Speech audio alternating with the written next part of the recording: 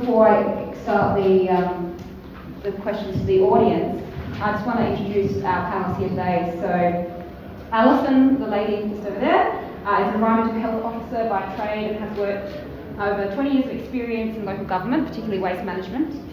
And while still working at the Shire of Augusta Margaret River in WA, Alison was responsible for the clean-up of disaster waste as a result of the bushfires in 2011, which destroyed 40 houses and buildings. At the time, it was the second highest number of houses lost in a single fire in WA. Having experienced the pressures and issues of disaster waste management firsthand, Alison was keen to develop strategies and tools to assist other local governments to be more prepared. This opportunity recently arose with Ask Consulting, when they were engaged by the Office of Environment Management WA to work together with the Department of Water and Environmental Regulations to investigate disaster waste management issues. As lead consultant, Alison drew upon her direct experience to identify those issues affecting rapid recovery and in developing practical solutions and strategies. So that's Alison over there. We're also very lucky today to have Phil Gausden. Phil works as a technical officer for the City of Townsville, and in his role he has a big focus on landfill and compliance. But what makes it really happy to have Phil here today is he was actually involved with a recent flooding event up in Townsville, so he can speak firsthand, having been on the ground dealing with these disaster waste challenges. And lastly, we have Chris, who you heard from before. So Chris is a senior environmental consultant, environmental and waste strategy specialist with Tonkin and Taylor.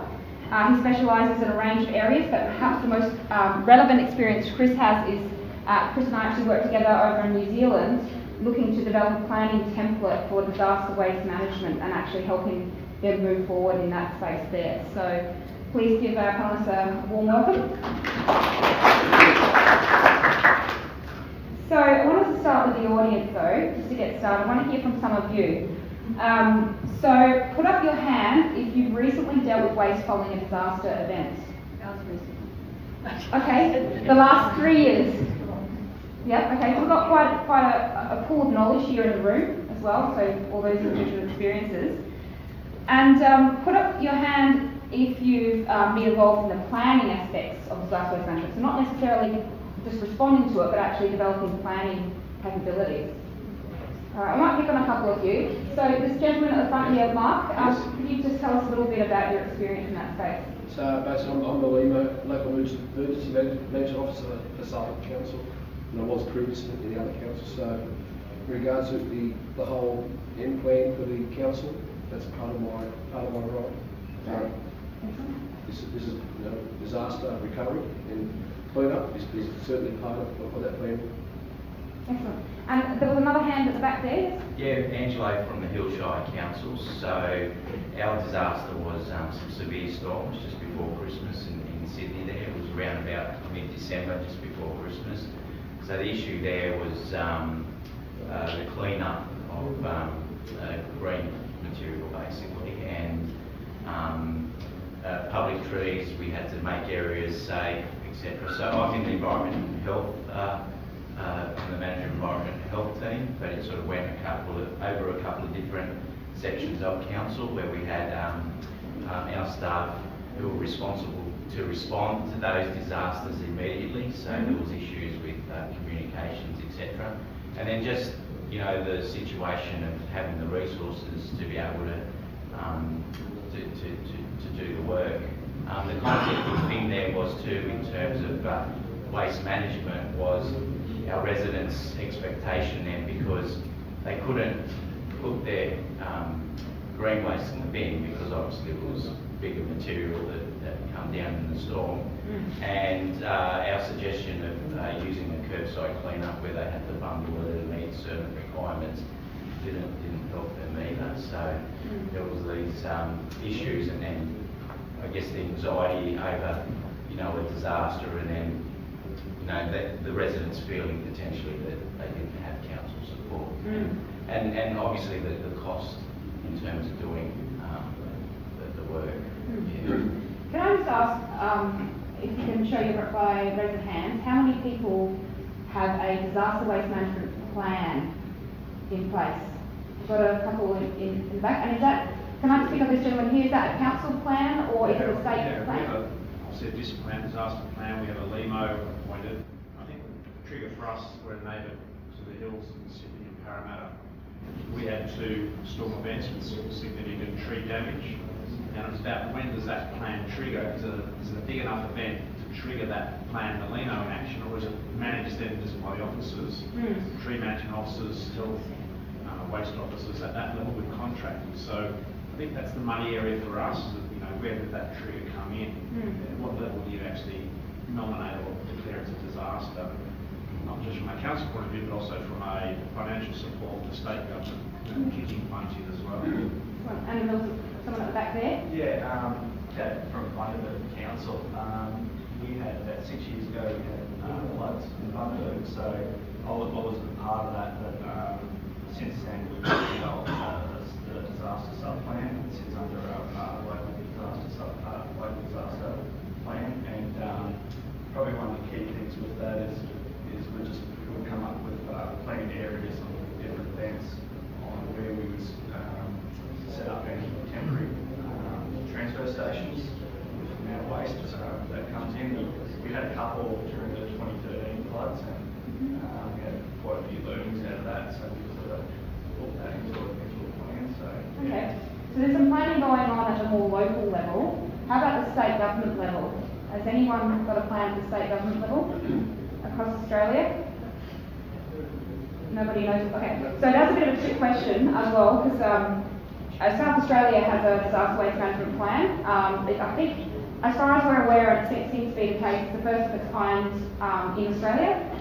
So later on this afternoon, I'll be presenting what we've done there. I can tell you that the very process of engaging people in this plan has been, I think, the biggest value. It's about building that capacity, the knowledge and the networks. So I'll be really interested to see if other states are interested in taking a similar approach. So I might hand over to our panellists now. So some questions for the panellists. Have we got a microphone? Yes, fantastic. Chris, I'll start with you. So based on your experiences in New Zealand, what planning activities are being undertaken and what is the value of planning?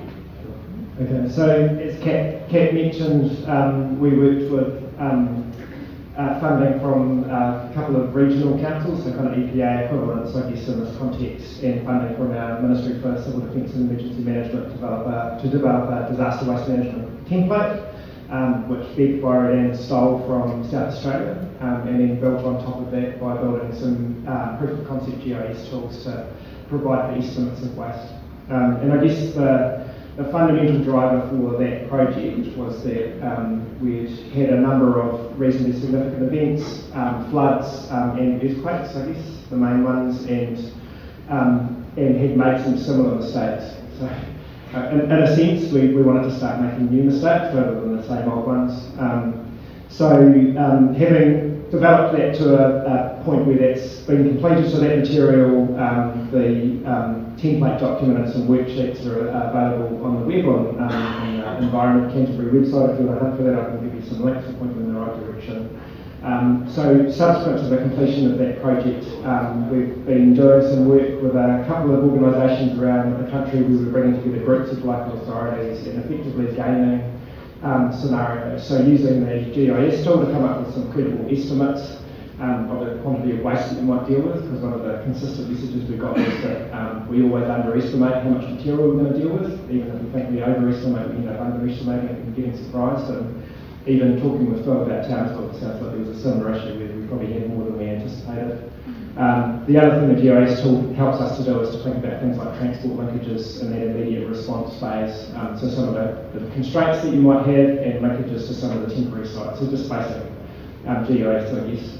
As Kat said, in terms of the South Australian process, a lot of the benefit that we get out of that process is actually interaction between the waste managers and emergency management people within councils. And we've seen a lot of misunderstandings around what sort of waste services might be available and what sort of activities might be undertaken by civil defence people. And there's specific structures in New Zealand as there are in different states here, which can be quite hard to interpret if you haven't had involvement with them before.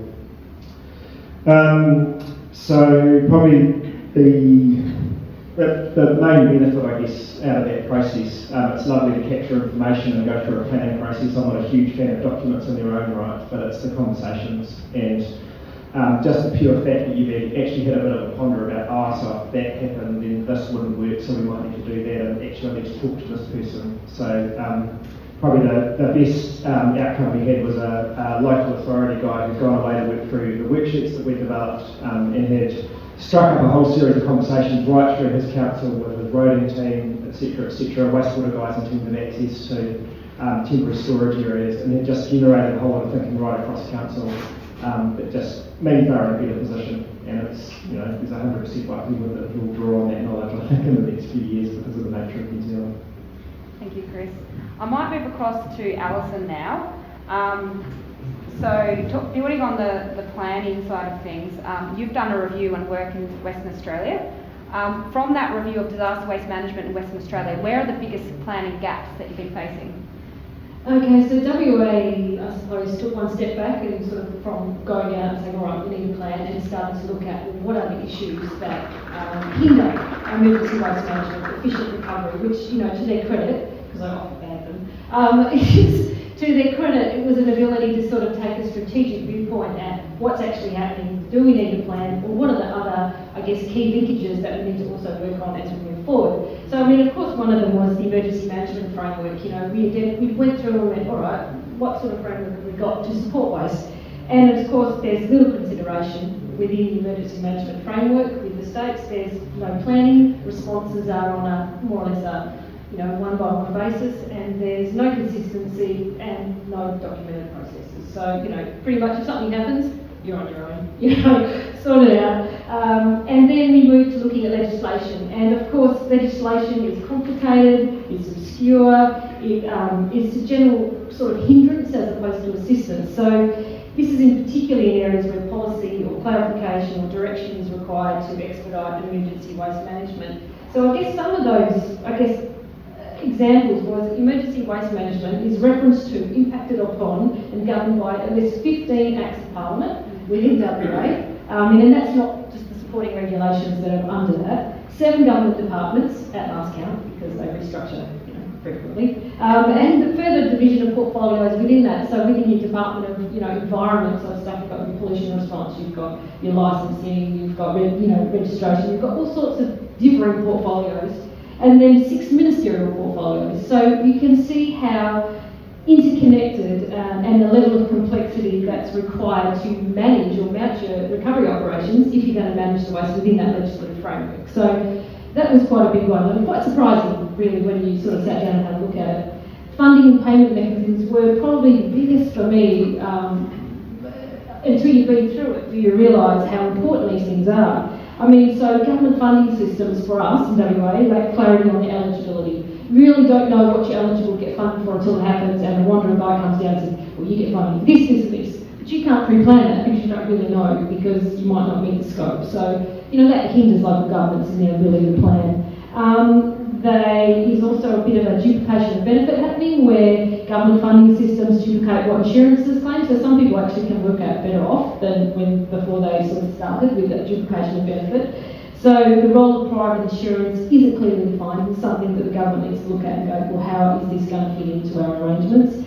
As well as, unfortunately, that at times of emergency there's a great risk of financial exploitation, wasteful spending, significant overcharging, contract mismanagement and fraud for government-funded programs. Unfortunately, when the government's handing out money, you need to have very tight checks and balances, or you do find that prices get elevated, all sorts of things happen. So that procurement and contract management is so important. So that was these 2, and I had 2 more.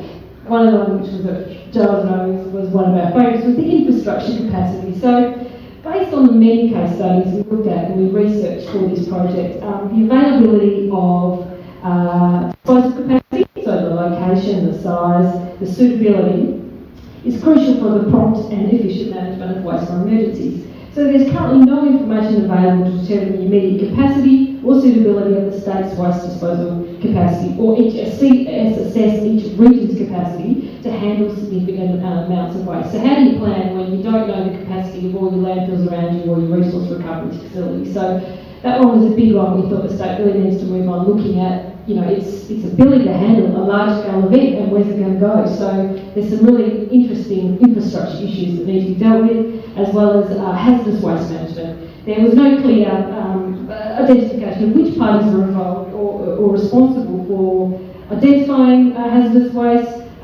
funding that clean-up and site stabilisation. It's an interesting part of emergency waste management. It's almost like when the fireys leave town, for us it's fires, it's not fires. When the fireys leave town, you've got a big pile of waste sitting there. Whose responsibility is it to go and say, well, that's asbestos, and I'm going to stabilise that so someone else can come on site. So there's a grey area between response and recovery, and whose responsibility it is. Is it local government, is it state government, or is it the asset owner? So there's quite a few challenges. We did find over 100, I think we pointed out to them, which was, I think, a bit more than they wanted. But we came up with some really good, about 52 recommendations to fix it, as well as solutions. So it's all there, we've all got, across the states, we've all got it. It's just a matter of having enough capacity within the state to push these things forward. So thanks, Alison. So interesting to hear about the challenges with funding and payment mechanisms. We certainly found that to be the case in South Australia. Just interested from the audience, put up your hand if you experience this as well, this issue with not being able to secure funding or knowing how to follow the guidelines. There's one at the front there. Yeah, anyone else have any difficulties in this space? No, just one at the back here. It seems to be a common challenge with a lot of the people we speak to, and that confusion, Alison, you raised about the role of insurers is another challenging one. When we were reviewing the situation in New Zealand, we actually heard that the insurers were holding up a lot of the clean-up and demolition process because they wanted all this information before they were going to issue those claims. So the role of insurers is a really important one too. So now I might hand over to Phil. So you've just recently been involved with the flood clean-up in Townsville. Can you explain to us what went well, what didn't go well, and some of the lessons you drew from that experience? Okay, it was a fun event, as you could all imagine. To put it in perspective, Council about 200,000 residents there. If you look at our tourist operations, they're based on having 321 sunny days per year.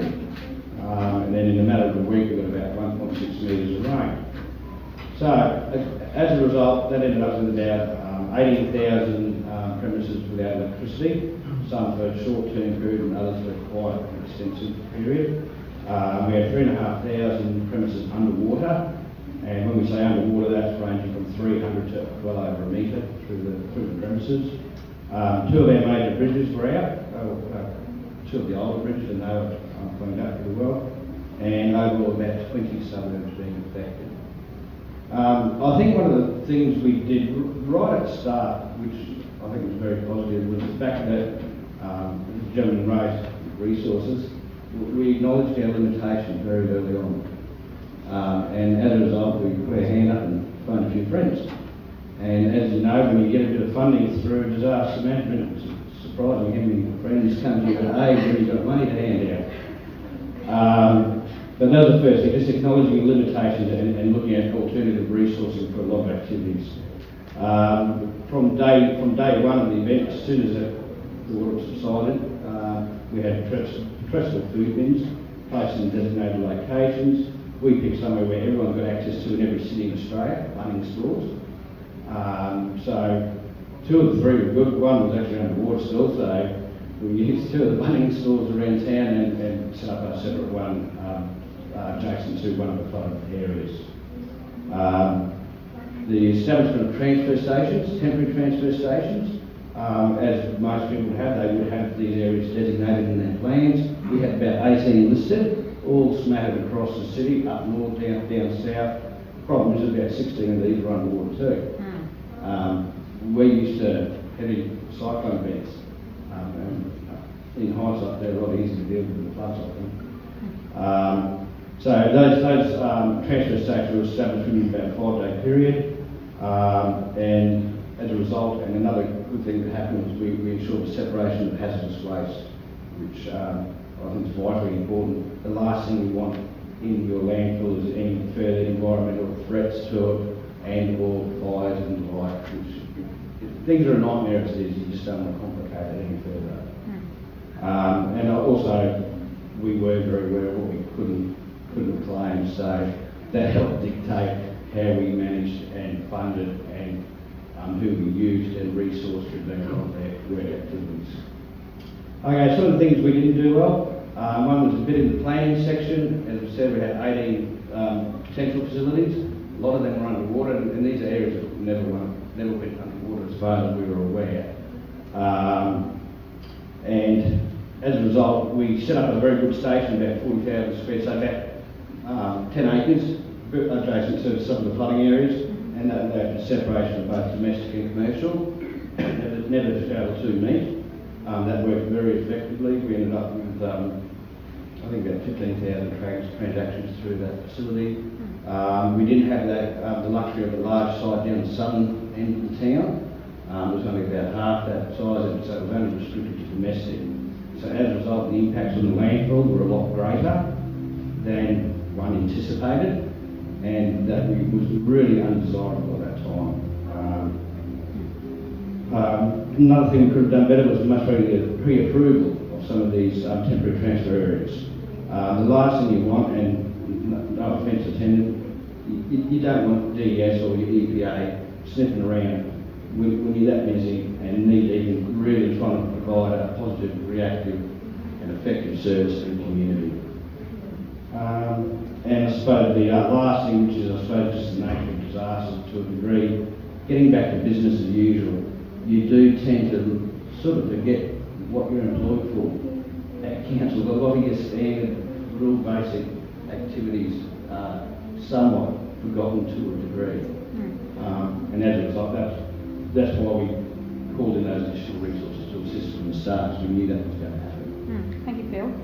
And just on the point of pre-approved facilities, just a show of hands, do there any councils here or any state government representatives have a list of these facilities? So this is interesting. So no one's at the moment raising their hand. So any list of pre-approved facilities for disaster waste, which is an interesting gap really, and that's certainly something we saw in South Australia as well. Is that we don't have these lists and we don't have the pre-approved facilities with licensing. So that does create a big challenge. I could just add to that. In all fairness to DES, they did stand back and sort of, they weren't getting involved in it. They were more there of a supportive role, and with the establishment of those transfer stations, that was an ongoing process from day one when we were receiving waste. The construction that actually continued throughout for the next week, and we had a range of controls and rock fencing and screening and sumps and funding, and so it was like just a little mini transfer for the short term. 43 days actually. 43 days. Any questions for Phil from the audience before we jump to the next segment? I just make an observation that the storm events that my colleague referred to. What that really very, very quickly demonstrated was that the community has this, and you alluded to this, has this broad expectation that council's there as the first line to just fix everything with as minimal disruption as possible. And that really caught us. We were floundering around for a couple of weeks, I think, before we grasped the magnitude, the significance of what was expected of us. Any other? Yes? I'm quite interested on thinking of communication during disasters, and I'm quite interested in any comments you have about, setting up new facilities and organising all of where things go, how that was communicated to the community, and perhaps how the community responded to that communication. Okay, there was a lot of information on the radio, print media, and also television. The council already set up emergency dashboard, and that had been established for quite a while. And we all look at our favourite weather, our bombs, our windy weather, whatever the case may be. But that dashboard was actually very effective. It had the most up-to-date information it could have. It provided Including about waste. and about waste. It's when you look at the dashboard, there's about 8 icons there or so, and you can just troll your way through whether it's you're looking at the dam levels. That was quite important at the stage because it ended up getting to like 250%, which is like 43 metres or 4 metres up the spillway. So people get quite excited by that stage. Understandably. That was very effectively done by council. And we just, we fed into that, and I think it was a very positive response because everything that we set up, whether it be the transfer stations or the food stations. Council also handing out mould inhibitor. So they turn up in a 8,000 litre tanker, and you just bring it up to a 20 litre container and they'll be pumping it out. And because I spend a lot of time in these transfer areas, they'll line up non-stop all throughout the day. You've got a question at the back there? Yeah, Bill, I'm from Bundaberg, so basically floods are probably around our way as well. Is that more driven, your preparedness for the flood is more driven through cyclone preparedness? You sort of already had a disaster management sort of system in place, you know, more driven by cyclone than flood? Yeah, I do. We do have our disaster management plan. We update that every year. I know for a fact, so I have to do it. Yeah, and it is, because what, you know, let's say we'd get 10 cyclones per one flood. So there is a heavy focus, and like just with these temporary sites that I'm talking about, generally the expectation is these are going to be loaded up with 50,000 tonne of green waste, rather than actual petrolables and household items and goods and dangerous goods and. How many mattresses did you deal with? Too bloody many. I think it was around about, the estimation was around about 10,000 mattresses. And that was difficult to keep up with the actual processing of it as well. And to be brutally honest, not all of them were processed due to the time, the cost. We just had to draw a line in the sand at some stage. Chris, were you about to add something before? I was just going to kind of relate it to the communications question. I think it's one of the things that's really struck me is that there's a mechanical process around managing waste from a particular event, but a lot of the stories we heard about events in New Zealand, and I presume it's similar here, is things like clearing out your contents after a flood. You might put skips in the street for people to bring the materials. That's an opportunity to meet with others within your community and share your stories. So it's all, and that's a really important part of the recovery.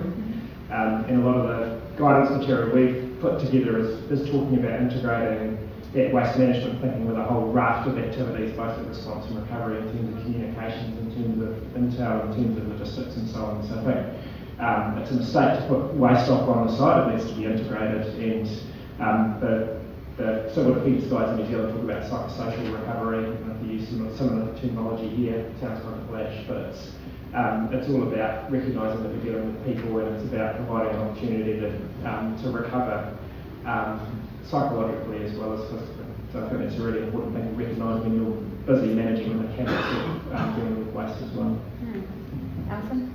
Something also about the communication from my experience was just the insatiable need for information. It just didn't stop, and I guess a community's in shock, so you got to say it once, you say it 100 times. It doesn't matter, you know. You've got to keep that reinforcing the message. And I think the Shire was like, I'm in the AHL, you're in the AHL there. No one really knew what we did until, you know, you get a nice disaster come along and you go, oh look, that's what you do, because it was just all about waste, all the public health issues, everything was about, now I have to go back to my property, what do I do, is it safe, all those types of things. So it was, you know, you learn from your experience, but that insatiable need, that information, that was what I was mostly going, go on, we've got to just keep going with all this information out. So yeah, it was an interesting experience. What channels did you use, Alison? We had a media officer that was appointed as part of the funding that was there. I don't know, to tell you the truth, I was so head down bum up in managing the issues to know what she was doing. I don't know, but I just knew that the information went somewhere.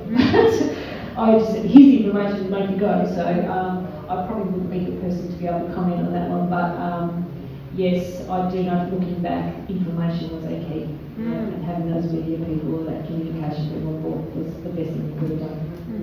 Anyone in the room been involved with the communication side of managing disaster waste? Raise your hand. No? Okay. A little bit? That's saying just relaying messages through the media officer, through the mayor.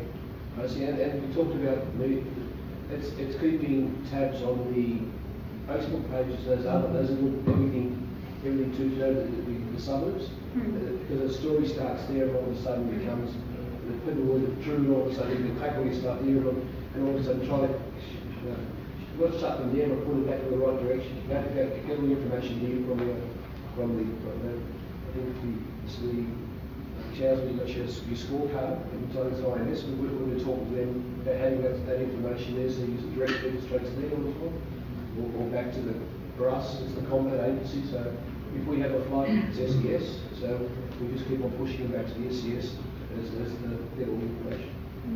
And how important is social media in your experience in the communication side of things, like Facebook and stuff? Do you guys use it a lot, or do you rely on it a lot, or maybe more traditional methods? Yeah, and they use it every day.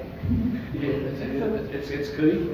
It's key at tapping into it. It's everything. It's Instagram. It's all Twitter. It's all those streams are all getting used. Information out. Excellent. So a lot of the discussion we've been having so far has been talking about the actual response to a disaster. I'm going to pose a scenario to the panel. So I know you don't get flooding events as often in WA, but okay, a massive flood has just hit, and there is so much debris everywhere. You can imagine the wet mattresses, all the fittings and everything. Everything's wet, and lots of blown over trees, etc. So you're tasked with leading disaster waste management. I'm going to start with you, Alison. What 3 pieces of information would you first try to gather to get an understanding of the waste you're dealing with? Only 3? This is the initial response phase, by the way, so you don't have the luxury of time. Okay, so Yep. I mean, it's really difficult because every organisation has different ways of keeping data, GIS systems, those sorts of things. But mostly what I want to know is what's been impacted, what are the impacts, where are the hazards within that waste, like asbestos, chemical hazards, sewage spills, road transport networks impacted, and the location and capacity of the surrounding disposal sites. So I tried to get that information of them, and the outcome being, I want to know how much waste, what waste streams are we dealing with, what's the priorities, and where's it going to go. This will all help input into the overall strategy. And I only have one key document, and I think that's the comprehensive impact assessment, which is, I don't know about the other states in WA, it's a broad-scale multi-agency assessment where they all go through and it's put in there the impacts, the key risks arising from the emergency, so that it allows all stakeholders to look at the impacts and go away and use that information as they need. It's relatively new in WA, and when in 2011 when we had the fire, we didn't really know it existed. But now, our push is back to the State Recovery Committee to make sure that that is the key piece of information that people go away with and develop their strategies. Excellent, thank you, Alison. Phil, any different 3 pieces of information? You've got your recent flooding experience drawn. 3 responses. This is good. No, I wouldn't pick anything. Certainly the area affected is paramount. And when I'm in the area, are we talking residential? Are we talking commercial? Are we talking businesses? Are we talking industrial areas?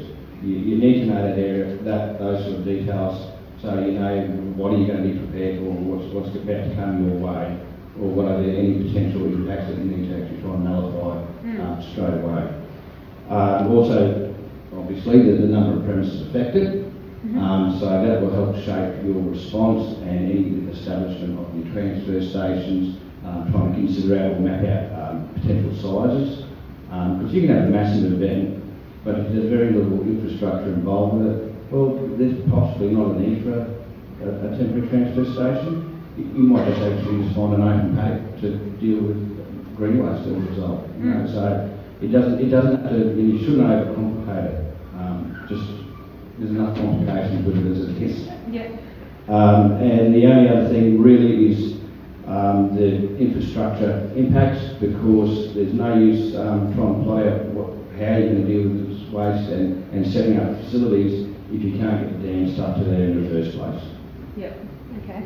Any different thoughts, Chris? What would you do? I agree. I think in terms of the quantum of material being generated, I think it's really interesting to try and understand when those materials will turn up. So for a flood event in Edgecombe and Bay of Plenty in New Zealand, they've generated some really interesting graphs around debris, around housing contents, and then they had a number of houses reach stickers to no longer to be demolished, and so over a period of several months you can just track the different types of materials turning up. So I think that's really helpful, because just having a raw, I'm going to get this much material but I'm not quite sure when it's going to turn up, it's not going to be that helpful. And the other comment was that you can't know it because it was a curveball, but a really interesting one that's occurred recently down in New Zealand, a big dump of rain down on the west coast of the South Island caused a bit of flooding, which caused some issues, but also washed out an old landfill, and then proceeded to spread that along a chunk of the coast of the South Island. So we're just keeping an eye out for those curveballs. But that's where GIS tools and things like that. Yeah, so they've got a whole lot of capacity now. Yeah, really, really bad outcome, and it's interesting because now everyone around New Zealand's going, oh shit, we got a landfill by a river. So there's a lot of thinking going on, but no one had heaps to do about it. And we didn't include it in our document because we didn't tweak to it. So it's, as I say, it's about making new mistakes rather than making the same old ones. And Chris, just while you've got the mic, so who are so you have to form a waste team too. You're in charge. So what kind of roles of people would you ask to join your teams to help you gather information and make decisions? Who would you have? So we learned to this in a New Zealand context. It's slightly different in that we would be integrated within a broader civil defence response structure, and you would tend to be a specialist advisor. But the key couple of key people within that broader incident response structure is someone who's got access to cash, and we've already dealt with that, or the approval for me to sign off a lot of money. And the other one, again, we've raised it a number of times here, is the direct line to environmental approvals, and someone who's got the pragmatic undies on today, so that we can just figure out ways to make things work in terms of setting up transfer or staging sites and those sorts of things. In the context of New Zealand, it's very unlikely that there will be capacity within a local authority to deliver services, certainly within the waste sector, so access to contractors and the ability to work closely with them, and by implication access to kit. And so if you're talking about a major event over a large geography, that's probably fine. No one's going to be doing their day job, but somewhere like Edmunds, where it was relatively localised, what they ended up doing was drawing on equipment from quite a broad area and actually going to not their contractor but another contractor, because they wanted their contractor to get on doing this day job, which was an interesting outcome. Phil, so you had the recent flooding event. Who were the first three people you called? Okay, basically based on the fact of acknowledging our limitations, we called in some expert assistance for the establishment of transfer stations, some ex-manager, expertise within landfills to actually get that back to a business as usual status as soon as possible. And also another group that assisted us with our curbside collection. Because initially we're part of our local disaster committee, so we're only just one small portion of that. And yes, providing that advice and direction to them as far as waste is concerned. So we sort of take the lead of them because they have their certain priorities. We had the Army involved straight away. We're working directly with the Army from the get-go, because obviously it exceeded all expectations and capacity of council. So Army put in something like 21,000 work hours within 1 week. Then they had to go and help the four sides out west to get flooding that curved out there. So Alright. those are the key people we're looking at. Okay, and Alison, anyone different from who's already been mentioned? So quite a lot. Probably. I mean, I suppose I want to reiterate the importance of having a representative from the funding agency. That determines the scope of your clean-up. Who is responsible? Is it local government, is it state government, or is it the asset owner? And you'll find as the phase of the operation goes through, it changes. I remember standing next to my CEO, him going, it's all, fires affected, 40 properties burnt down, that's your insurance, you have to deal with that, local government's not going to get involved. To the state government coming in and said it's hit a, more or less a predetermined barrier, you now get funding, to us then moving into curbside collections for green waste, food waste, asbestos disposal, demolition of all the asbestos containing houses. So it grew huge within a matter of 48 hours. So that determined what we were responsible for. So that funding agency, very important. The environmental health and safety reps, as you said, for, you've got to identify your public health risks, your environmental risks. as well as occupational health and safety risk that you will need to deploy. It's part of that strategy. Mine's quite big. Technical waste staff, which we already know, to actually plan that strategy. Finance, so within local government, to provide advice how you can keep that financial records to ensure you get reimbursed, because there's no point spending the government's money and then not getting it paid back and then getting in trouble, because so you've got to make sure you dot the I's and cross the T's for all of that prerequisites for funding. HR, I think we've turned about a bit, but the capacity, you must determine what capacity we have as a local government to do all these things and work out where that is. And that's actually quite hard to define. But there's my level of capacity. I need help in these areas, state government, we need that support. So I don't know, now they're saying to map those skills within house, but we hadn't done that at that stage, and we thought we could do everything, but it didn't work out that way. And the communication of meeting people. So yeah, really though, we did it with 1 or 2 people, but when I look now, there's so many people now, 15 acts of parliament. If you really want to do this right, you need pretty much a representative from all of them. So yeah, can grow bigger than Ben-Hur, but if you need to, these would be my key. Well, that's a good segue into my very, very quick presentation of what we've been doing in South Australia. So what we realised in South Australia a while ago is that we didn't know what was happening with disaster waste. We needed to really establish the baseline, and there were so many different players involved. So I want to just briefly talk about South Australia's experience. As I mentioned earlier, we are the first state government in Australia to have this disaster waste management plan. So I want to just very briefly take you through that process. So we first did a scoping study report, which is similar to the one Alison did in Western Australia. And from that tool, what we looked at is how much waste we're likely to be generating. So we actually came up with a disaster debris estimation tool that quantified how much waste for 4 different types of natural disasters. We developed a database of South Australian recycling and disposal facilities, so we actually know where they are, who owns them, licensing, what waste streams they can receive. We did a preliminary list of potential suppliers, so who can you call, who are the waste companies that you guys were mentioning that you can actually give a ring. We listed key regulatory contacts, again, Alison, your point there about all the different government agencies involved and regulations, so making sure that list is easily and readily available. And we developed a disaster waste management plan table of contents. And so what the key findings from this study was that there was no central coordination for disaster waste management in South Australia. This was a real challenge, and I think this is a challenge in other states from what I'm hearing too. And there was an over-reliance on local government to pick up that responsibility. It's a real challenge. And what we found in South Australia was that, well, that hasn't been such a big problem for us so far.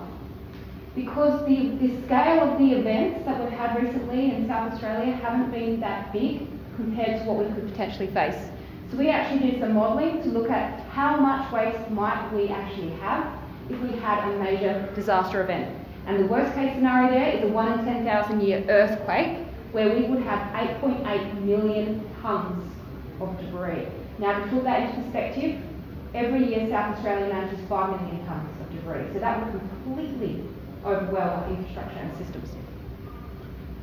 So recommendations from this is we said, well, we need to do something about it, we need to define roles and responsibilities, and we need a set of disaster waste management guidelines.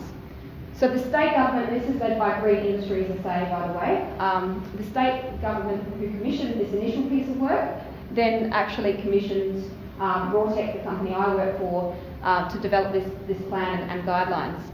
And this was the first of its kind in South Australia. I also want to acknowledge a few other organisations that were involved, so resilient organisations from New Zealand, RWA, and Mike Hayward's Sustainable Resource Solutions. So we got together, each bringing different areas of expertise to develop this first of its kind plan.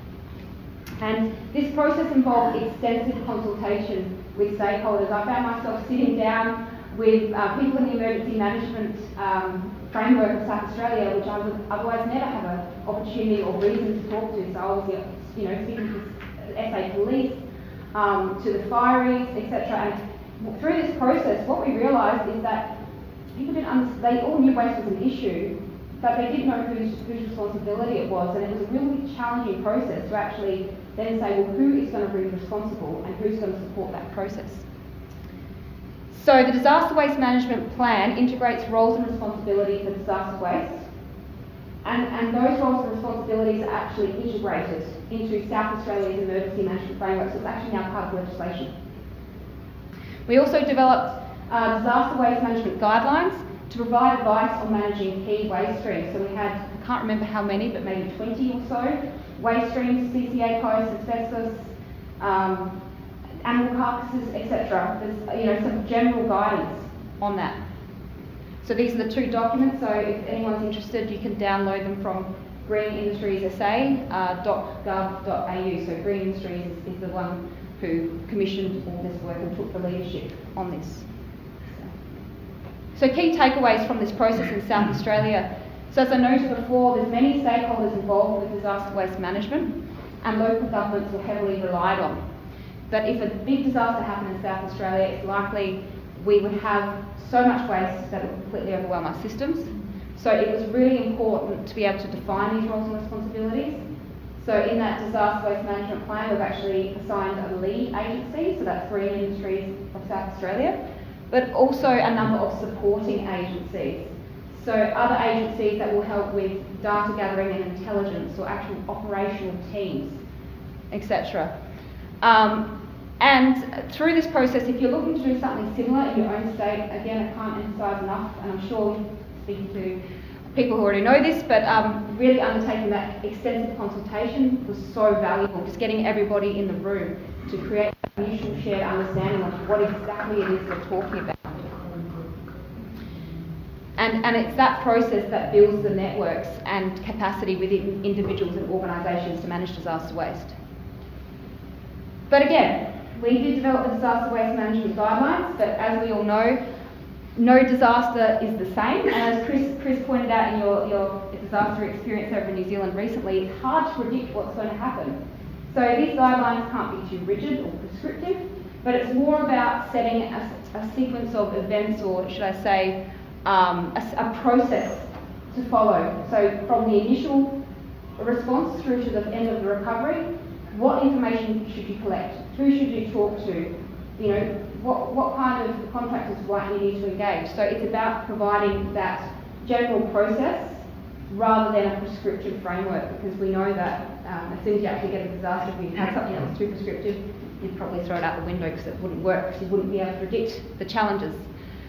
And as we touched on today, it's important to consider who pays and the role of insurers. I mentioned that example before from New Zealand, where the insurers actually held up the process of managing disaster waste. So there's things you can do outside of before a disaster hits to actually manage that. I haven't seen it done yet, but we keep talking about this idea of maybe having a memorandum of understanding or something like that between insurers and the government to actually work out what those shared payment responsibilities are. And of course, the disaster waste management plans and guidelines are not going to be perfect. So it's important to update them over time to incorporate new learnings, because going back to Chris's point before, you want to make new mistakes, not repeat the same ones over and over again. And it's likely to be that you're going to need to bring those new learnings into those documents. So, but at the end of the day, what we've found in South Australia is that by having these disaster waste management plans and guidelines, you're going to be in a much better position to deal with disaster waste than if you didn't have them at all. So that was just a brief presentation on South Australia's experience. We've got 3 more minutes to go, but I'm going to hand over to Alison just to close up. Well, I was thinking, instead of making everyone stand up and putting them under more pressure, did you just want to elaborate on New Zealand? You were going to build on some of the extra tools that we've got that might be. Yeah, so I guess just briefly, we were really fortunate in New Zealand that we were able to tap into what had been done in South Australia. Green Industries were happy to share the IP, and so we, as I said, grabbed the material that was generated and adapted that for the New Zealand context, because every structure for response is slightly different, and then built a GIS tool on top of that, built it, and we're continuing to develop that. But I think, on the back of that, there's potential for other people to grab that and continue to develop and adapt that material. So we have discussed but not actioned going back to Green Industries and some of the work we've done in the GIS space, for example. So, for me, this is all about communities all over the place becoming more resilient, more prepared to deal with these types of issues instead of struggling and kind of doing it on an ad hoc basis. So I'm really keen to see the material picked up. All of the material that we generated in New Zealand is Creative Commons available to anyone who wants to grab it. So happy to share that as well. Chris?